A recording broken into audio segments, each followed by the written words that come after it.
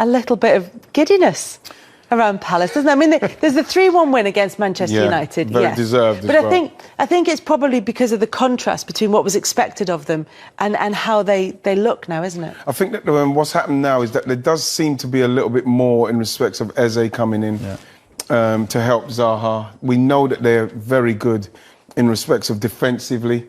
I think that McCarthy are very solid for them. And Andros Townsend as well is somebody that doesn't get a lot of praise in that, but he's very busy, very dangerous, can score goals. And I just feel that Wilfried Zaha's getting a little bit more help now. And Ayew's very big. So they've got more happening. It's great to see him finally bring in a youngster like Mitchell's playing now. They need to do more of that. They need to buy more of those young players. But Palace, because they're so defensively sound and he's such an experienced old manager, he's just letting them play now. You know what I mean? I don't know what's going to happen to Wilfried Zaha. Someone was telling my Everton mate was saying, we're going to get him. We're going to get him. Can you imagine Wilfried Zaha at Everton as well? But I'm pleased for Palace simply because with Michy Batshuayi as well there, you feel like something can happen for Palace. So I like Palace in this game against Chelsea. I really fancy them the way Chelsea are. Yeah, but that's the key point, isn't it? The way Chelsea are.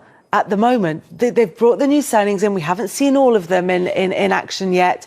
We haven't seen probably the best out of any of them yet. But it just, again, it feels like something that just... Feels clunky. But it just needs to click, even though it's clunky. That's what it is. Yeah, it is. Do you know, we're referencing the seatbelt campaign from the 1970s. You know what? When you look at Chelsea... and what they've got, especially going forward, I think Kai Havertz is going to be somebody that we're going to be raving about as soon as he gets his feet in. Same with Werner, how sharp he is and what they've got. But I think that Chelsea have got a team that you can feel that once the pieces fit, they're a very good team. Yeah. It's a very good team. It's just how long it's going to take them to get that going and get where it's smooth and they can get the players in the right places and then they can play some games, build confidence and start going forward and beating teams. Because for me, I don't think that hopefully the goalkeeper, Edouard Mendy is going to make a big difference to them. But just putting Thiago Silva in their back line as an experience is not enough for me. It's not enough. So I just think they need more. It's a Palace side that can really exploit that team. I think for Chelsea, it reminds me a little bit of the Man United side. They bring these players in, you get Pogba coming in, you get Lukaku coming in, and you think, oh, they're really building something, and then it doesn't really go anywhere, and you're like, oh, okay, then they start bringing in another player and another player. They've got all these players that have come in, and we're just waiting. We're waiting for it to click, like you're saying. We're waiting for something to happen, because they got this nucleus of real talent. But Frank needs to be careful, because, again, time waits for no one, and they need to start winning, but they've got the players to do so. Yeah. But this is a difficult game for them. It's the worst game to have as well at this moment in time. Yeah, and Werner's probably the one of the new signings who looks the closest to what Frank Lampard would want from him. Yeah, he looks like the one that's hit the ground running. He's the one that looks like he's ready. He's already ready for a long haul of a season. Havertz shows little glimpses. Lovely touches. Shows little glimpses, but again, you want a little bit more. What I did like about Havertz was the actual other side of it, where he's actually chasing back and tackling. Yeah. Because it shows that he's got heart and he's got real hunger that wants to work. But you want to see the other side of it. Ideally, I want him to put more emphasis on Havertz and give him more ball. I saw him do one layoff for the goal for where you think to yourself, that guy's got to be in the middle and the meat of the game, because he's going to make things happen, because he's so talented. And it's just finding the right place to put those players in. That's Frank's biggest problem. It feels as though there are the players that are coming in because and they're still linked with maybe Declan Rice at Chelsea as well. And it feels that there are the kind of more prosaic players, like a Thiago Silva. The goalkeeping situation has been sorted. He might be interested in Declan Rice, who are the solid players that need to come in to make a difference. And then there are the sprinkles who come in and create magic. And that's right. Chilwell as well, I think, to stabilise that defence, left back, once he's fully fit. And then you've got the little magicians. I agree with Righty on Havertz, but he has to play centrally and behind the striker. Not first number 9, not on the right-hand side, because his talent is wasted there. But I think the pressure is on Frank to find the right formula. I don't care there was a short pre-season. there's an incredible talent there. Yeah, and it was a horror show in the first half at West Brom. He's changed his back four all the time. I think 41 times in the last 46 games or something. Never the same defence. And I think he will need to get it right now. Is there anything in the fact that the players who rescued the game against West Brom were all academy players?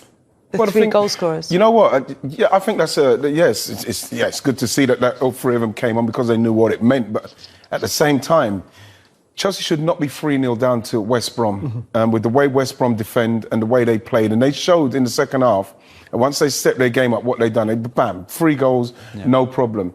That, for me, is more of a worry than the fact that it was the 3 academy players. It's great for the 3 academy players because I think someone like Callum Hudson-Odoi has got a massive weight on his mind, thinking, well, what's going to happen to me when Ziyech starts playing? Pulisic. The Bayern link has come up again, hasn't it? And, you know, it's something that, if I'm him, I've got to be looking at that very seriously because as tough it is going to be getting into the Chelsea side, of course it's going to be tough being in the Bayern Munich side. But if they want you, it's going to work for you out there. You know, he's going to play at Bayern Munich, whether it's in and out. He's going to cause problems because he's one of the most talented players that out of that Chelsea academy for many, many years. Yeah, the Chelsea fans want to see more of Callum Hudson-Odoi. Yeah. It's an interesting situation, just as an aside, because there was the interest from Bayern Munich. Chelsea fought so hard to keep Callum Hudson-Odoi, and now the link is back on, and it looks as though he's going to be in and out of the squad. It's just strange. It is, and you knew Pedro and Willian would go because they were off track. Yeah. So maybe the idea was Pulisic on one side and then Hudson-Odoi on the other. But then you've got the opportunity to sign Ziyech, and you do, and then to sign Werner, and you do, because you didn't think maybe they would come to you first. And then suddenly the whole dynamic changes for Callum. And I think Righty is right. You have to look at your options and say, do you know what? If he's to play 20 minutes there, start in the FA Cup, this is not for him. He's too young, too good to have that kind of role. Earlier on, you said you think that Leeds will beat Manchester City, but the best thing about doing this on a Thursday rather than a Friday is you don't have to predict anything else. And we've just discussed how unpredictable the whole of the season is. So thank you to Emile and thank you to Jules, and we will be back at the same time next week. For now, though, enjoy the next instalment of this call-up. Were you bouncing on the bed in a shirt? Yes. Because just in the training kit. Just in the training kit. Because what's weird about it, Kels, is that when I got in the squad, it was like Brian Robson and Gary Lineker and all those guys, Peter Shilton, faces that we saw come from the 1990 World Cup. And then you walk in the corridor, like you'd say, hi, how you doing? Yeah. And then when I went in the room, you just jump on the bed. Oh my God, I can't believe it. Brian Robson's just talking to me like normal. But you put your training kit on to do it? Yeah, I had my training kit. You still had it on? Yeah, okay. I just done it. I'm so excited. Right, let's talk about what's coming up this weekend in the Premier League. Having said how unpredictable it is, you look at this round of fixtures and they're almost impossible to predict. Leeds against Manchester City, you would have thought Leeds, they'll give them a tough game, but it's Manchester City that, you know, they should probably come out on top. That one, though, is so difficult given how both sides have started the season, not just in terms of results, but performances as well. Yeah, it's up and down, isn't it? Any other season, you're saying Man City should win that, 100%.